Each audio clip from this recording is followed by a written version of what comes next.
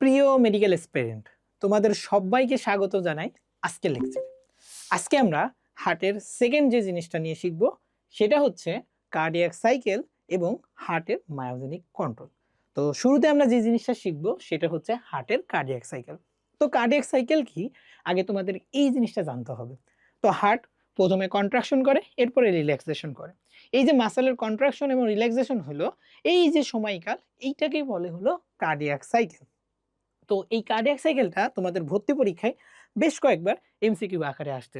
তো তোমাদের জানতে হবে কার্ডিয়াক সাইকেল মানে হচ্ছে সময় ডিভাইডেড বাই হার্ট বিট। এখন সময় কতটুকু হবে? 1 মিনিট। তাহলে 1 মিনিটে কয় সেকেন্ড হয় বলো তো? 60 সেকেন্ড। এটা কিন্তু সবসময় ফিক্সড থাকবে, বুঝছো? আর এই যে হার্টবিট, এই হার্টবিটটা হলো প্রতি মিনিটে তুমি কয়টা বিট দিতেছো সেইটা।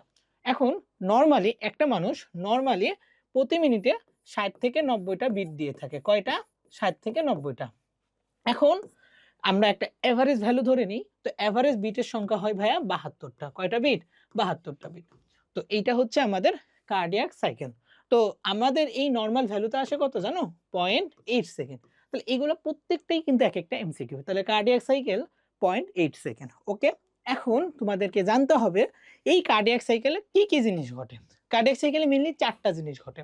অ্যাট্রিয়াম প্রথমে ডায়াস্টল হবে, এরপরে সিস্টল হবে, এরপরে ভেন্ট্রিকলের প্রথমে ডায়াস্টল হবে, এরপরে ভেন্ট্রিকলে প্রথমে সিস্টল হবে, এরপরে ডায়াস্টল হবে। এই 4টা ইভেন্ট মূলত কার্ডিয়াক সাইকেলে ঘটে। এখন কার্ডিয়াক সাইকেলে অ্যাট্রিয়ামের কি কি ঘটে? প্রথমে অ্যাট্রিয়ামের ডায়াস্টল হয় কতটুকু সেকেন্ড? 0.7 সেকেন্ড পর্যন্ত। এরপরে সিস্টল হয় 0.1 সেকেন্ড পর্যন্ত। তাহলে আগে ডায়াস্টল পরে সিস্টল। খেয়াল করে দেখো তো, দুইটার যোগফল কিন্তু 0.8 সেকেন্ড। তাহলে অ্যাট্রিয়ামের কার্ডিয়াক সাইকেল কতটুকু? 0.8 সেকেন্ড। আবার আসো, অ্যাট্রিয়ামের যখন সিস্টল শেষ হচ্ছে, ভেন্ট্রিকলের সিস্টল শুরু হচ্ছে। ভেন্ট্রিকলের সিস্টলে লাগে 0.3 সেকেন্ড আর ডায়াস্টলে লাগে 0.5 সেকেন্ড। দেখো তো, দুইটার যোগফল কিন্তু 0.8 সেকেন্ড। তার মানে তুমি যে কার্ডিয়াক সাইকেলটা পাইলা সেটা অ্যাট্রিয়ামের ক্ষেত্রেও 0.8 সেকেন্ড, ভেন্ট্রিকলের ক্ষেত্রেও 0.8 সেকেন্ডই হবে। এখন তোমাদের যেই জিনিসটা আরেকটু জানতে হবে সেটা হচ্ছে ভেন্ট্রিকল যখন সিস্টল শুরু করবে ঠিক তার আগে হার্টে একটা শব্দ হয়। এই শব্দটাকে আমরা বলি হলো লাভ শব্দ। কি শব্দ? লাভ। আর ভেন্ট্রিকল যখন ডায়াস্টল করে ঠিক তার শুরুতে আরেকটা শব্দ হয়, সেটাকে আমরা বলি হলো ডাব শব্দ। তাহলে হার্টে যে শব্দ হয় লাভ ডাব, সেটা কখন হচ্ছে? ভেন্ট্রিকলের সিস্টলের শুরুতে একটা, ডায়াস্টলের শুরুতে আরেকটা। তো এতটুকু তোমাদের ক্লিয়ার হয়েছে। এখন আসো, আমাদের যেই জিনিসটা জানতে হবে আরেকটা টপিক, সেটা হলো মায়োজেনিক কন্ট্রোল। তো হার্টের মায়োজেনিক কন্ট্রোল মানেটা কি একটু বলি আগে। মায়ো শব্দের অর্থ হলো ভাইয়া মাসল। ওকে, আর জেনিক মানে তৈরি করা, অর্থাৎ হার্টের মাসল নিজের থেকেই উদ্দীপনা তৈরি করে হার্টের কন্ট্রাকশন এবং রিল্যাক্সেশন করতে পারে। এই জন্য এটাকে বলে মায়োজেনিক কন্ট্রোল। ওকে, তোমরা সেকেন্ড চ্যাপ্টার ঘাসফড়িং এ পড়ে আসছো নিউরোজেনিক কন্ট্রোল। নিউরো শব্দের অর্থ হলো নার্ভ, জেনিক মানে তৈরি করে, অর্থাৎ ঘাসফড়িং এর ক্ষেত্রে নার্ভাস সিস্টেম তাদের হার্টটাকে রেগুলেট করতো। আর আমরা মানুষ, আমাদের ক্ষেত্রে হার্টের যে মাসল থাকে মায়োকার্ডিয়ামে, সেটাই কিন্তু রেগুলেট করে। কিভাবে রেগুলেট করে? সেই রেগুলেটরের জন্য আমাদের হার্টে 4টা জাংশনাল টিস্যু আছে। 1, 2, 3, 4।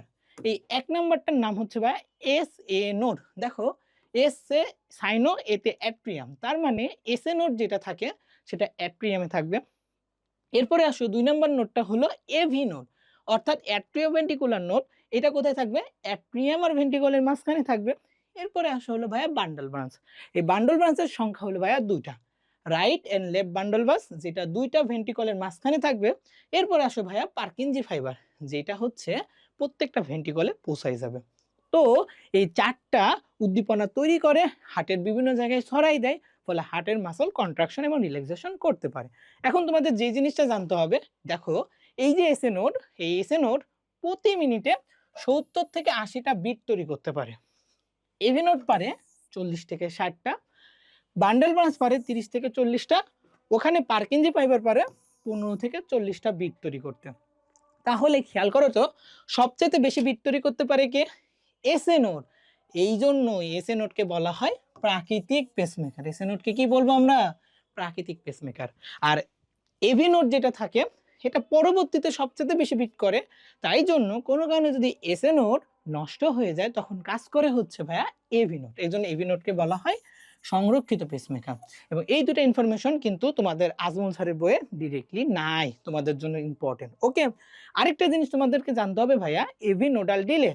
এসএ নোড থেকে এভি নোড ইনফরমেশন আসার পরে এভি নোড একটু সময়ের জন্য ইনফরমেশনটাকে স্টপ করে রাখে। এই ইনফরমেশনটার যে স্টপেজ কাল সেটাকে বলে নোডাল ডিলে। এটা হয় 0.09 সেকেন্ড অথবা 0.1 সেকেন্ড। ওকে, এখন কোনো কারণে যদি তোমার হার্টটা নষ্ট হয়ে যায় বা এই যে এসএ নোড এভি নোড এরা পাম্প করতে না পারে, তখন আমরা কৃত্রিম পেসমেকার ইউজ করি। এবং এই কৃত্রিম পেসমেকার এক প্রকোষ্ঠী, দ্বিপ্রকোষ্ঠী অথবা তিনটা প্রকোষ্ঠী হইতে পারে। যদি এক প্রকোষ্ঠী হয় তাহলে আমরা দেখো তো এসএ নোড আছে রাইট এট্রিয়ামে, এভি নোড আছে রাইট এবং লেফট এট্রিয়ামের মাঝখানে, রাইট এন্ড ভেন্ট্রিকলের রাইট এট্রিয়াম এন্ড রাইট ভেন্ট্রিকলের মাঝখানে। তাহলে এক প্রকোষ্ঠী যদি পেসমেকার আমরা ইউজ করি, হয় আমরা রাইট এট্রিয়ামে দিব নাহলে রাইট ভেন্ট্রিকলে দিব। যদি দুই প্রকোষ্ঠী পেসমেকার ইউজ করি, রাইট এট্রিয়াম এবং রাইট ভেন্ট্রিকল দুইটাতেই দিব। আর যদি তিন প্রকোষ্ঠী ইউজ করি তাহলে রাইট এট্রিয়াম আর রাইট ভেন্ট্রিকলে দিব। আরেকটা কোথায় দিব বলো তো?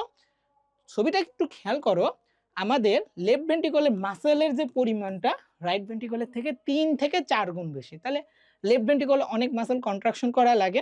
তাহলে আরেকটা যে প্রকোষ্ঠী হবে সেটা আমরা লেফট ভেন্ট্রিকলে দিব। আমাদের লেফট যে অ্যাট্রিয়ামটা থাকে এটা কিন্তু কোনো কৃত্রিম প্রকোষ্ঠ বা পেসমেকার ইউজ করা হবে না। এটাও কিন্তু খুবই ইম্পর্টেন্ট একটা কোয়েশ্চেন। তো এর মাধ্যমে আমরা কিন্তু হার্টের একটা মোটামুটি অনেক বড় যেটা মেডিকেল অ্যাডমিশনের জন্য লাগে আমরা কভার করে ফেলছি। তো ধন্যবাদ সবাইকে। আসসালামু আলাইকুম ওয়া রাহমাতুল্লাহ।